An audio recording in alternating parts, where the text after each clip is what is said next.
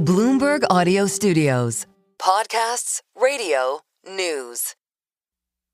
From the heart of where innovation, money, and power collide in Silicon Valley and beyond, this is Bloomberg Technology with Caroline Hyde and Ed Ludlow.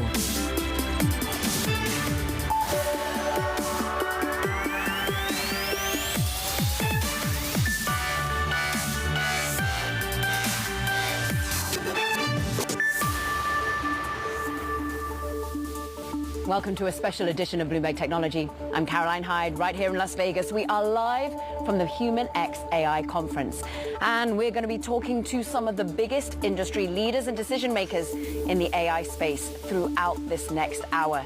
As you can see, a key lineup of expertise, but let's move on to also the discussion of how the public markets feed into the private markets. How does one think about the startup space as we contend with this growth anxiety, as we contend with tariff anxiety? Let's bring in Alfred Lin, Sequoia Capital Partner, someone who thinks about seed, about early stage investment, has been at the forefront of artificial intelligence investment before many others. And Alfred, look, how does the public market feed into the private market from your perspective right now? Well, Caroline, thank you for having me on the show. This is a great honor to be here. To answer your question directly, we just think about building great companies and partnering with great founders and helping them from idea to IPO and beyond. And so in terms of thinking about the public markets, we just think about much longer term. We work with founders at the idea stage. In a decade, that company can then be worth $1 to $10 billion. In 2 decades, it could be worth $10 to $100 billion. In 3 decades, like for NVIDIA's case, in Google's case, in Apple's case that we backed very early on, they become potentially $1 trillion company. And so yes, markets can go up and down. There might be sort of bumps in the road, but I would just encourage your viewers to think about the long term. And when you're behind a megatrend such as AI, it can last for a long period of time. But that megatrend needs infrastructure, and it needs electricity and power. That's one of the key anxieties of Andy Jassy, for example, at Amazon, saying his constraint on AWS is power. Is it something that your CEOs are contending with, how to ultimately sustain their growth paths? I think it's something that they think about, and it's something that we need to work on, and there are a lot of great minds working on it. It's not something that I'm an expert in, but you're right. Power is something that we need in data centers, and the bigger the data centers we've built, the more powerful the models we've been able to build, the more powerful the applications, and so I'm sure it will get solved. What's so interesting is, of course, you mentioned how Sequoia was early into Jensen Huang's vision for AI. You're now thinking about not just sort of moving away from LLMs, we're going into application layers, and we're also going into physical AI. I know that that's really important to you at the moment, the application of robotics. Where is the next growth story in this long-term megatrend? Well, I think let's break this up. I think there's still lots to do in the foundation layer model. They're not done. These companies like OpenAI that we backed early on, they're still continuing to build the foundation model layer. That allows the application founders to build applications that we've not seen before, and we will continue to see innovation there. Will you continue to see private rounds for those sorts of companies? Is there ever a point at which they've just raised too much money in the private markets? It goes up and down, but the point is that over time, these companies are always surprising us in the long run on what they're capable of doing. Sure, in the short term, they may surprise us and technology tends to surprise us in the opposite direction, but in the long run, it always surprises us in the positive direction. And in terms of many of the companies we work with, they're just providing automation to a lot of workflows today. That's what we see today. So companies that we work with, such as Clay, they're trying to help salespeople with their leads and automatically enriching their leads so that the salespeople can focus on actually growing their business and contacting the right leads. And with Commure, their ambient scribe is helping doctors focus on care, not the administrative work. They listen in the background, take notes, and yes, they take the notes. It seems like something small, but then once you take the notes, they can code the medical codes properly for insurance claims. And that just allows the doctors to focus on care. And we're going to see more and more innovation because we are left to do some of the more interesting things that humans do better than machines. So you're looking at still LLMs, still then looking at the application layer. What's been interesting is we have had this FOMO feel in the latest alumni from OpenAI going up and starting their own company. Ilya, for example, potentially raising at $30 billion without even really a product out there or any revenue stream. Would you still back him at that sort of valuation? Are you doing follow-on investment? I think the interesting thing is if you think that something could be worth $1 trillion, whether it's the entry price today is important, but not as relevant as what you think the order of magnitude is in the future. And I think the order of magnitude that we think about today will surprise us in the long run. And don't forget, a decade ago, 2 decades ago, we didn't think $1 trillion company is possible. If you compound $1 trillion 20% year over year for the next decade, we will have 10, $20 trillion companies. So, you just have to think about the order of magnitude that is possible, and we need to change our mind space around that. Help change our mind space, because you have been seeing around these corners longer than nearly anyone. How can you see that Ilya is someone to back? How can you see that a founder isn't an individual you want to see the vision of and think that they're going to build $1 trillion company? Yeah, I think that it comes down to the founders, and we've been very good at picking founders that are known by their first names. Jensen at NVIDIA, Steve at Apple, Larry at Google. Sam at OpenAI. Sam at OpenAI. And today's founders are Ilya and Brian at Airbnb and Tony at DoorDash, and the list goes on and on. So these founders are special because they have a vision of the world that the world has the world has solved a problem incorrectly, and they want to go change it. Yeah. And we get the front row seat to see how they want to go change the future. Is Mira going to be a name that we know and one that you're going to back? You already know. Are you backing her? We're talking to her. You're talking to Mira. You're talking to Ilya on his latest funding round? We're already investors in Ilya's company. And you'll do follow on because he's building something of big vision. We'll consider that too. Tell us about the thesis when it comes to LLMs and then application layers and then the robotics and physical AI. What for you is going to be pushing us forward in terms of the next iteration of value coming from these companies? Are we getting to the stage that we'll see $1 trillion across all of those spaces, do you think? I believe that's to be true. And if you sort of go back in time, when I started my career, we thought that all the value will accrue to the software layer. That's why we invest in software companies. Yeah. But with today, the Magnificent Seven, all of them are both hardware and software companies, and some of them in the physical world. I think the physical world is going to be the next boundary that we're going to break, which is why I'm very excited to be here with Brad Porter from Collaborative Robotics. And it's interesting, of course, you've backed XAI when it comes to AI. Elon himself busy looking at robotics from his Tesla perspective as well. How are you thinking about who wins in the robotics space, or are there going to be countless winners and applications? As you know, that there are many, many winners when there's a megatrend, and so I believe there are going to be many winners in robotics. And yes, Tesla is building robots. They were building cars before. They also build software. And Elon is someone that we back across a variety of companies, such as SpaceX and Boring Company. And the physical world is something that we will continue to attack and make progress over the coming years. How frustrating or how illuminating is it when your founders are having arguments in public, like Sam versus Elon? Does that bother you? You can ask them those questions, but founders have a particular view of the world, and they like to express those views. So it's good that people sort of talk about what they believe and how they're going to sort of change the world through that. And I believe that discussion is always a positive thing. Who and where are they going to be from is changing the world at this moment when you think about China versus the US? DeepSeek, you wrote a very thoughtful blog about the impact of DeepSeek and the opportunities for learning from these powerful generative AI models that are going to come, and the innovation and the data and the efficiencies we're going to see. Are we going to see a so-called winners on either side and around the world? Well, I believe in humanity instead of one country over the other. I am an immigrant to this country, and I believe that the way we operate and build businesses here is much more innovative. And so I'm rooting for the United States, but even more than that, I'm rooting for humanity to continue to progress. And the more progress we make here, the more progress that people in China want to make. And the more progress they make there, the more we want to continue to make progress. And so that just is the thing that I'm most focused on, which is we're going to just make each other better. Competition has always made us better. And I believe in the United States and its ability in its free society to do things in much more innovative ways than almost any other country in the world.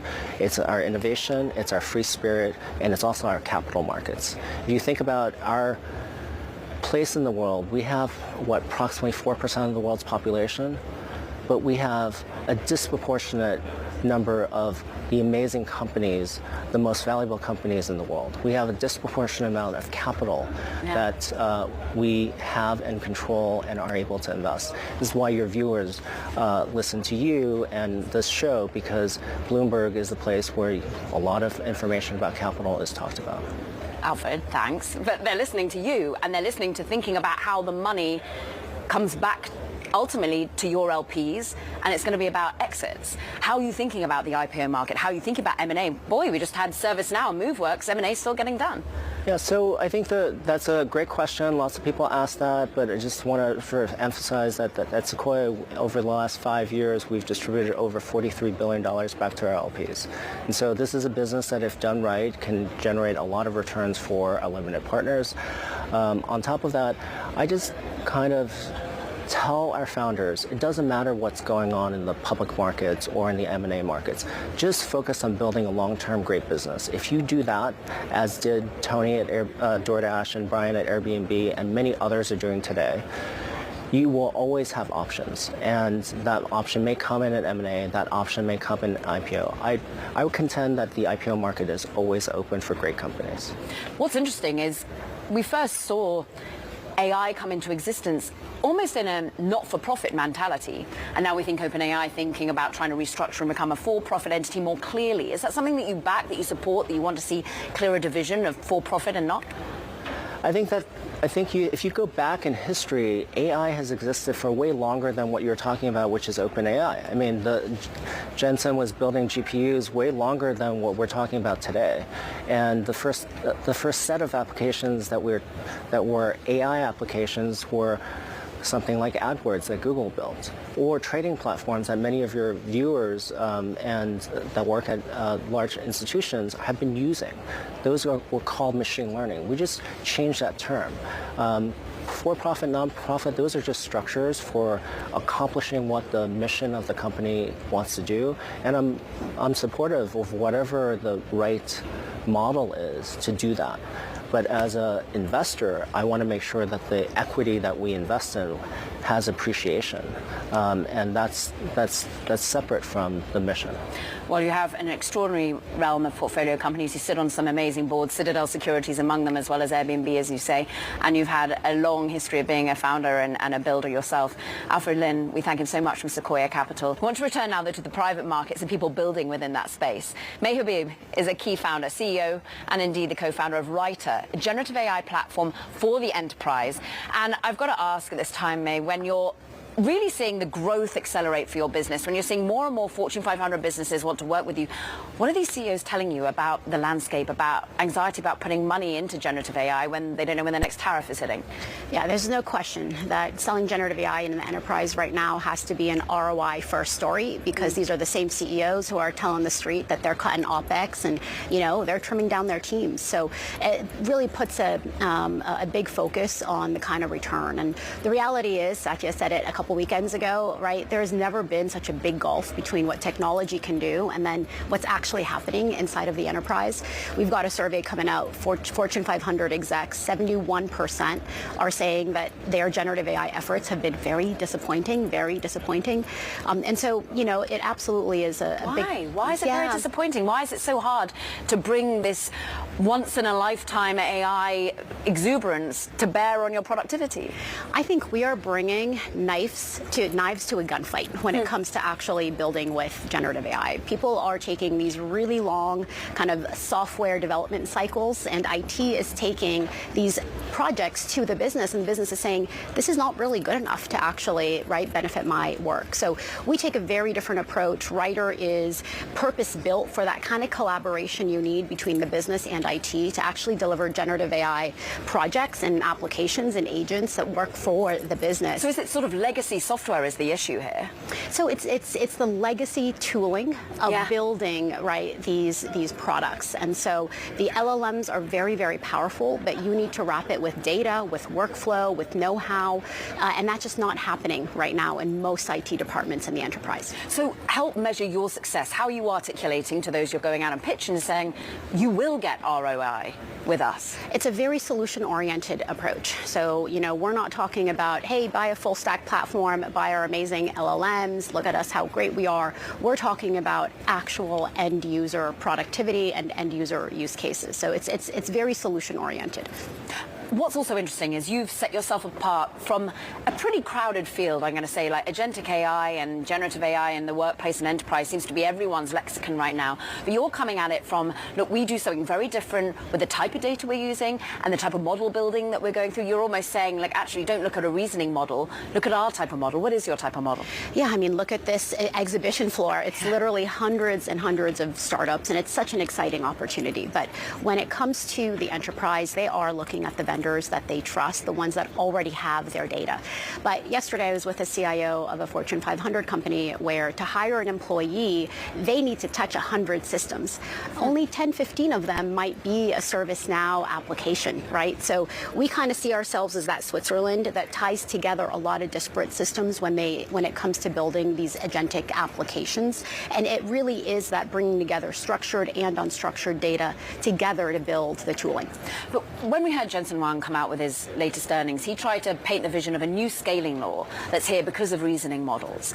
But you're actually taking issue with reasoning models in the generative AI application right now. You think that self-evolving models is where we should go. Can you articulate what that is? Yeah, I mean, I love Jensen, and he just wants more tokens, right? And he's absolutely right in the spirit of what he's saying, which is the revolution is just getting started, right? The vast majority of enterprises are still not benefiting from AI. So imagine what's going to happen once they do, right? When it comes to the actual LLMs, right, what we're saying is the path to superintelligence is through self-evolving models that can update their training data in real time in response to making a mistake and then getting nudged by a user, you didn't get our process right? If we need to go out and retrain or fine-tune or, rebuild a RAG pipeline every time a model is wrong, we are never going to get to the kind of superintelligence that's possible. What about the talent that's needed? At the moment, we've got a new administration that seems to be cutting funding for science in the United States, for universities and next level education. Is that something that worries you, or is talent still rich for you? I mean, talent is a struggle no matter, what the political environment. We just opened up our London and Singapore offices for exactly this reason, to be able to hire outside of the United States. Most of our 400 employees are here, but as we look to double over the next year, we are definitely going to be growing internationally.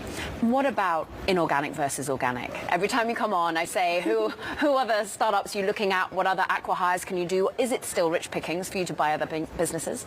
There are literally hundreds of startups that are doing really, really exciting things that are finding it difficult to sell into the enterprise. We have kind of risen above the noise, and so there have been, some really interesting things that we're looking at as bolt-on acquisitions to the Writer platform. Come on, when you can announce some of them. May Habib, it's always great to catch up with her, the CEO of Writer. Now let's return to where we're going next. Much more to expect from HumanX conference, but in the interim, looks what happened to Oracle shares after they had their numbers after the bell yesterday. There was disappointment. That 8% revenue growth that was hoped for was not quite matched. We're off by 5%. They did say, look, next fiscal year, the year after that, we're going to see 15%, 20% revenue growth. But in the here and now, they disappoint in terms of cloud infrastructure demand and sales return. From Las Vegas, this is Bloomberg Technology.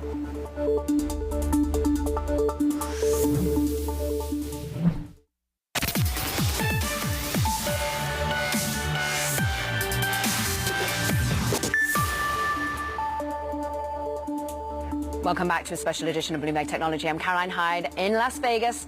We're live at the HumanX AI conference, and we are keeping abreast of what's happening in public markets, because after the biggest sell-off for the Nasdaq 100 yesterday since 2022, we want to see what the Magnificent Seven is up to. We're currently bouncing around, up now 0.4%, but this is not the sort of bounce back that we anticipated after the hard sell-off of yesterday. Their anxiety is still there when it comes to U.S. growth, tariff pressure, and the latest that are being imposed, of course, on Canadian goods.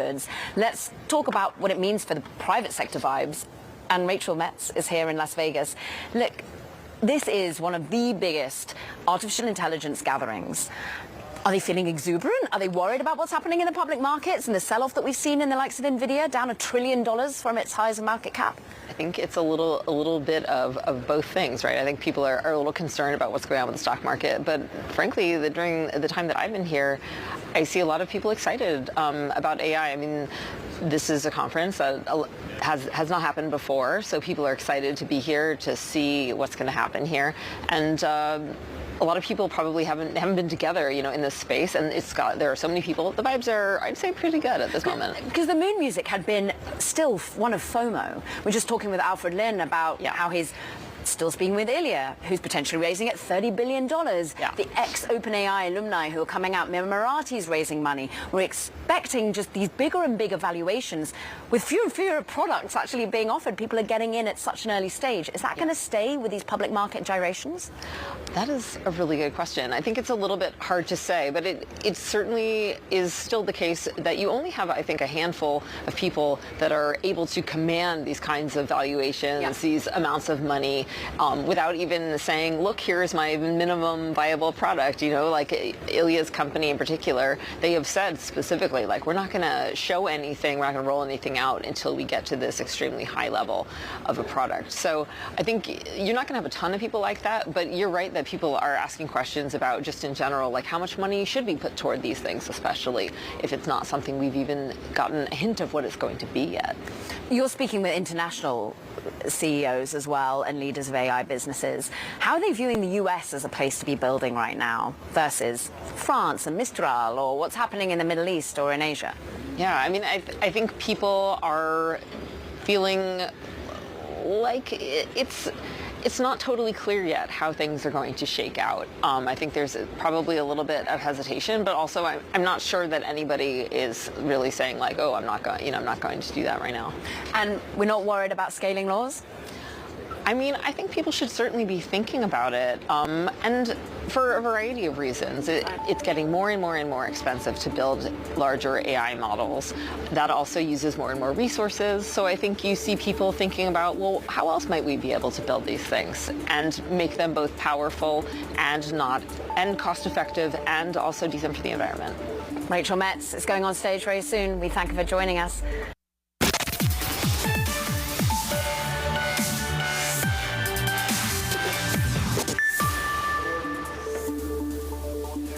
Welcome back to the special edition of Bloomberg Technology. We are live from the HumanX AI conference in Las Vegas. Apple down 2.8%, even as they unveil, well, as Mark Gurman unveils that they're going to be bringing us a whole updated operating system across Macs, iPads, and indeed iPhones come WWDC in June. Not enough to settle some of those worries about the Siri implementation with AI, and indeed, literally what's happening with the Google DOJ investigation as well. Yesterday, it seems as though the current DOJ in this current administration still looking at stopping any flows of money going from Google to Apple. But let's dig into just where the mindset is right now. How are CEOs feeling? How are HR departments feeling? How's the labor force? Sarah Franklin is a person to talk about it. Lattice CEO, where it's bringing artificial intelligence within the HR spectrum and ultimately helping companies navigate progress within their business, culture within their business. But right now, I have a feeling maybe the AI output is have fewer people.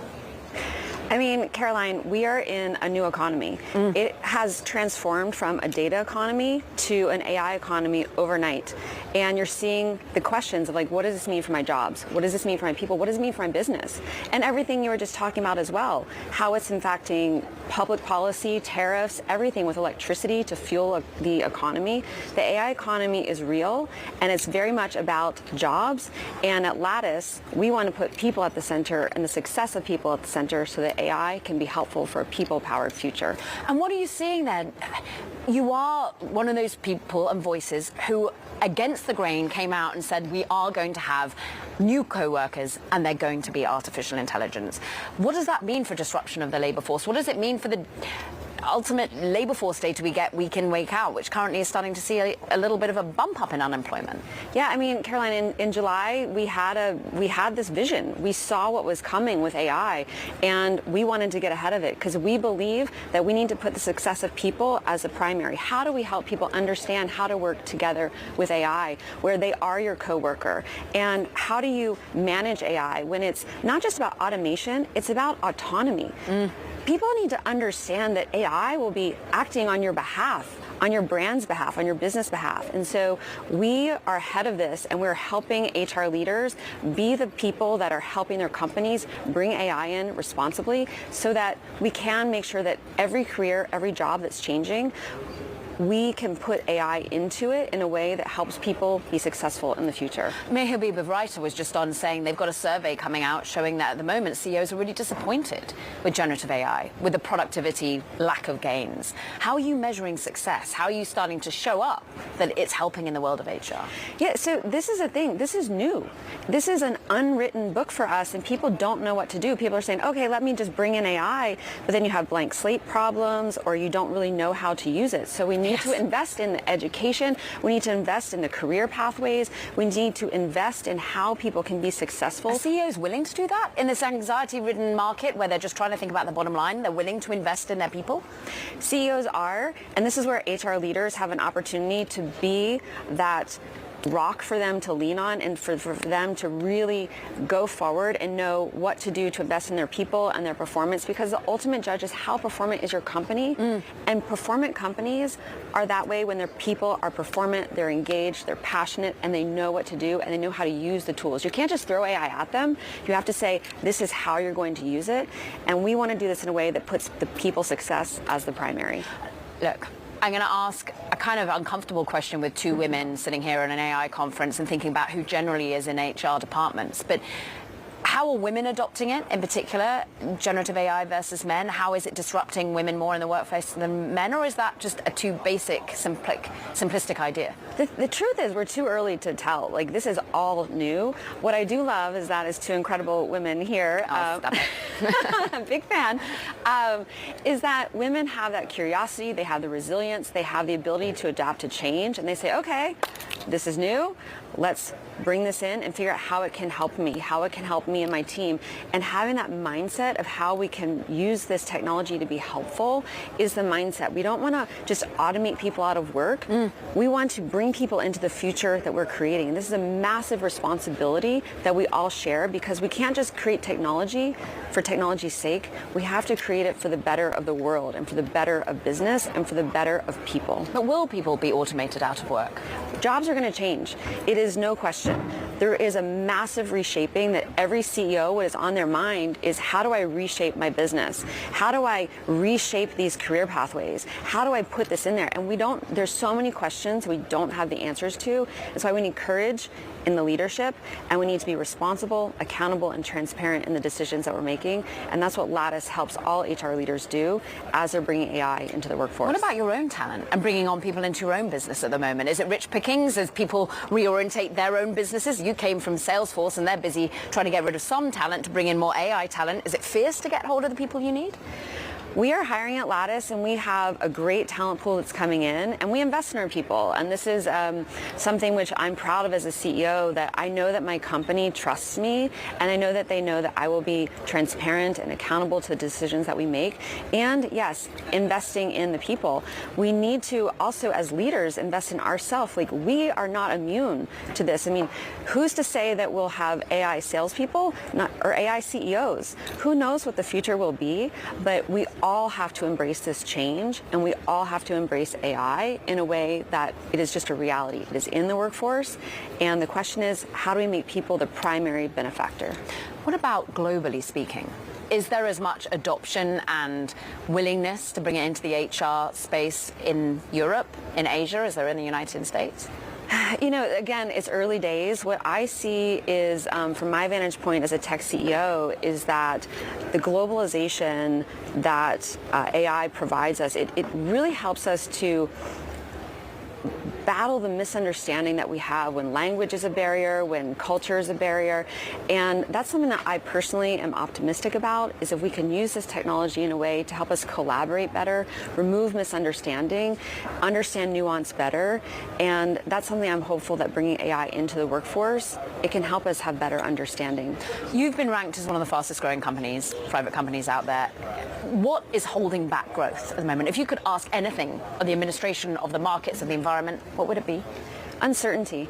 We are in a very uncertain time right now. And so the way that we get everyone together and go to growth is by being very certain in our pathway and just calming the fears that we're going to eliminate people from all jobs. Say, we are committed to a people-powered future, and we're committed to building your success. Yes, it's a change. It's happening fast. We can't be living in that movie, Don't Look Up, you know? Yep. We have to know that this is going to happen, embrace it, and have the courage and the support of each other to together go into this future and be responsible, accountable, and transparent, because trust is really the currency of the AI economy. Sarah, it's great to catch up with you here. Great to be Have a here. wonderful time at HumanX. Sarah Franklin, Lattice CEO. Here in Las Vegas, the music is pumping because we've got a mixture of euphoria around artificial intelligence. We've also got a healthy dose of anxiety around these public markets. Andrew Feldman joins us now, Cerebras CEO, who is in the market of updating ultimately access to compute with a whole new way of thinking about bringing the data center to life. Andrew, I asked you in this time where we're worried about an electricity state of emergency. You need power for your data centers. I know you've got efficient data centers, a whole new way of powering that means less power is necessary than the usual architecture and GPUs. But does that worry you, an electricity state of emergency? Look, I think as a nation we've underinvested in our infrastructure, including electricity infrastructure. And AI uses a fair bit of power. Yeah. And even companies like Cerebras, who have the most efficient compute in the market, we use a fair bit of power. And so it's not unreasonable that the administration recognizes that power is fundamental, AI is fundamental, and that they have taken some steps to, I think, to eliminate some of the red tape. It takes a long time to bring up new power plants and to deliver those to new data centers. Has it been holding your growth back? I know you've just been deploying in places like Oklahoma City and Montreal, but has the power infrastructure been an issue? Absolutely. Where these facilities are and how limited and how scarce they are is limiting everybody in the industry right now. These are hard to find, they're expensive, they're driving up the cost of AI. About half of the cost of AI is attributed straight to power. And so I think if we can do a better job at the infrastructure level, then as we provide more compute, right, across the country, we will benefit from AI as its price drops. Well, let's just remind people of your CS3 system. Ultimately, this is a way of bringing compute in a different way with a much smaller surface area, ultimately, than your usual tech stack and a usual set of GPUs. How is that selling into this narrative? How are you able to distinguish yourselves? Because you need less power, because you need less space as well within a data center. That's right. So we chose a very different strategy. We chose to build the world's largest chip, 56 times larger than any previous chip. That meant we had to move less information, and that allowed us to use less energy. And we are awash in demand. And we're buried in demand right now. Where from? Well, we just announced large customers like Hugging Face, like AlphaSense, like Perplexity, like Mistral. Remember, AI is made with training and used in inference, and right now everybody wants to use it. And so there's tremendous demand for blazing fast, low-power inference, and that's what we're bringing to market right now. Mistral, a global player over in France. You have had a lot of exposure to a Middle Eastern player, G42. How are you changing that exposure? Because there have been some anxiety you were too dependent on them as a customer. Well, I think the way you catch three very large customers is to begin with one very large customer. And we began with a strategic partnership with G42, and that's been an extraordinary extraordinary partnership, and they've been everything we could have hoped for in a partnership. We began deploying with them in the U.S., and through this deployment, we proved to the world that we could build some of the largest data centers, train some of the largest models, and deliver some of the fastest inference in the world. And that's opened the door for others. And now we're in conversations with the largest players in the world. They were a door opener for us and have been an excellent partner. Is that door wide open when you've got such rules as the AI diffusion rule, which potentially limits you selling into allies as well as so-called adversary countries? Look, we've been a big proponent and work closely with commerce. That's a confusing rule, to be honest. Yeah. And it's if I understand correctly, it's not quite a rule yet. It's a recommendation to be a rule, and it will come in June, I think, as a rule. I think there are other ways that we could have achieved the same goals, but we support what Department of Commerce says, and if that's the path, then that's the playbook we use. Do you think it will be, or do you think that they'll navigate away? All of it. My view is I think we can achieve the same objectives with a slightly less intrusive approach, and I hope they navigate away. But we weren't, as Sridhar, selling to China long before the rules said we couldn't. Yeah. We thought that was the right thing to do, and so we chose to follow our ethics. So we will do whatever's right. How will you do whatever's right within these public markets? You, of course, are eyeing an IPO. Is now the right time? I think there's a lot of things when you go public you can't control. Right? You can't control what the president says. You can't control sentiment. What you can control is how you run your company every day. You can build extraordinary technology. You can treat your people well so they want to stay. You can hire some of the best people from around the world. You can deliver and keep your customers extremely happy. These are things we can control. And whether you go out in a month or a year, those are things I think that fall into place if you build an extraordinary business. And that's what we can focus on. You can't control others' innovation. We can. And I'm interested in the innovation that DeepSeek brought and the idea that maybe we'll have more and more powerful models with less and less compute need. Are we ultimately just going to scale the applications? I think that wasn't exactly what DeepSeek showed. I think what DeepSeek showed was that several hundred people and a fair bit of compute, maybe less than others had used, but a lot of compute could produce a very interesting result in the open source community. So building on the work of others, right? Work could be moved forward, innovations added. And I think the public markets have almost always taken the wrong first step when the cost of compute comes down, right? When the cost of compute comes down, our market grows. And it's done that every single time for the last 50 or 60 years. And every single time the public markets have thought, oh, the market's getting smaller. But that's not actually what happens. When the cost of compute, when we can do more for less, new applications burgeon. And this is making the market bigger, not smaller. And you'll be there with the offering of inference and compute. We will. Andrew Feldman, Cerebra CEO. Delight to have him here. Thank you. Now coming up, so much more. Poolside CEO going to be discussing the future of his business as he focuses in on coding with generative AI. Jason Warner joins us. Now we return to what's happening in the NASDAQ and the SOX right now. As we know, tumult has been upon the tech sector. We're now up about 0.1% on the NASDAQ 100 after its worst day since 2022. Yesterday, we lost almost 4%. We wiped out $1 trillion worth of market cap. We see a slight recovery, but still worries there. The semiconductor index down 0.6%. Here's the Bloomberg Technology.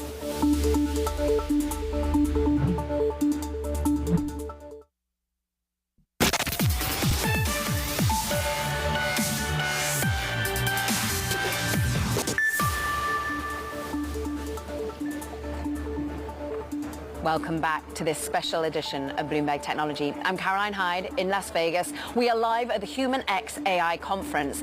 And there is a tone of anxiety in the public markets that maybe plays into the private sector a little bit. When you look at a Magnificent Seven actually managing to be now up a percentage point, having been in the red in earlier trade, we try to understand what the impact of an energy state of crisis is for the United States, state of emergency, how that implicates data center demand. We try to understand what the latest tariffs on aluminium, on metals coming from Canada means for broader risk sentiment. But for now, some reprieve after a harsh sell-off yesterday as people sold their winners, and those winners are 2023 and 2024 with the magnificent 7 names. But we want to think about the impact on the private stage and indeed what's happening in terms of innovation. It's not stopping, it's not cooling down. Jason Warner is here, Poolside CEO, of course, previously CTO of GitHub, which is now so embodied within the area of helping coders, helping engineers. You are building basically super intelligence for engineers going forward. How are you doing that?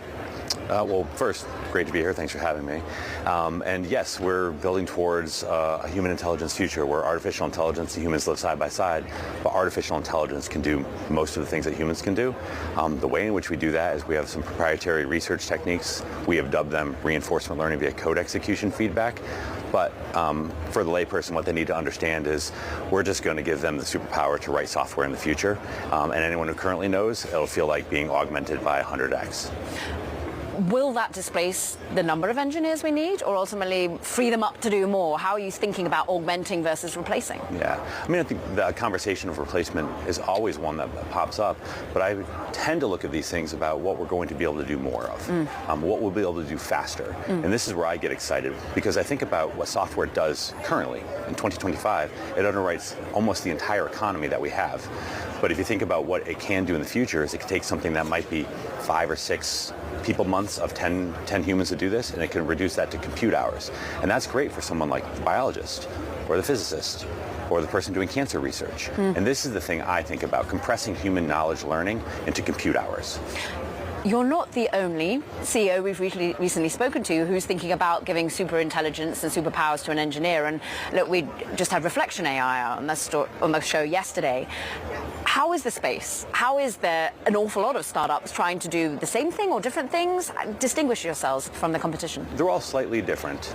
The idea here with Poolside is more akin to OpenAI and Anthropic in that we're going after the thing that we might call AGI and eventually ASI. And so what we are at our heart is a frontier AI company similar to OpenAI and Anthropic. And we are pushing the boundaries on that. We're going via software for technical reasons. We don't need to get into that, but it's very technical reasons. And then many other folks end up in what I would call the AI consumer camp.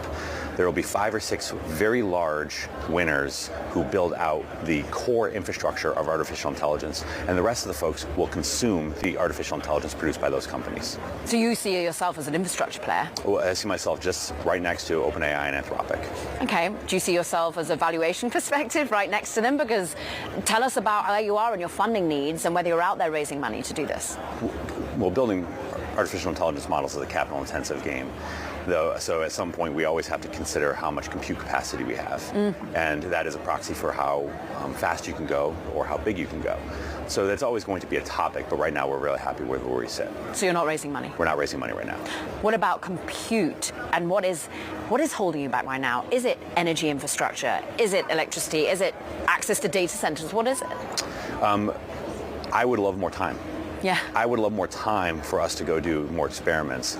But for the thing that I think about holding us back is really where we are in the world. If I can net this out into a different way, which is if we were in a world of infinite access to energy, infinite access to compute, and infinite access to data, we would be at AGI or ASI already. But we don't have an infinite world. We have a constrained world, so we must make different choices. So my main choice that I have to make is how I spend my compute budget. So if you were to ask, my primary concern is always access to more compute. At the moment, where do you get your compute from? We have partnerships across a wide variety of folks, although our primary cluster is with Amazon, AWS Web Services. And is that largely US placed? What's interesting about you is perhaps people got you modeled up with a French company at one point. I know that you had team members there. Are you US domiciled? Where are you thinking about your future? We are and always have been a US company. Though we have a presence in France, we have primarily hired our AI researchers across Europe and in the UK. And so we have an office in Paris, which the entire team happens to be right now because they're doing an on-site, which we do once a month. But we're a US company. US company and wishing for more compute alongside a lot of other US companies. Jason Warner, it's been great to have him, the Poolside CEO, keep a track of that company in the private sector. Meanwhile, back in the public sector, we are looking at shares. The NASDAQ stocks that are in the chip sector, Nvidia as well, a very volatile day. We're currently up 0.25% on the Nasdaq 100 after a brutal sell-off yesterday, the worst that we've seen since 2022. The semiconductor index is still underwater by some 0.4%. Remember, Oracle numbers as well, perhaps giving a bit of a dampening spirit to ultimately the demand for AI and how quickly we can get data centers on track. Interestingly, they're still pointing towards 15 to 20% revenue growth for the next fiscal years, so pointing that really the demand still remains insatiable when it comes to infrastructure. But thus far, it didn't live up to expectations. Nvidia, though, rebounding 2.6% after it's lost more than $1 trillion from its market cap in the last couple of months. Now, that does it for this edition of Bloomberg Technology.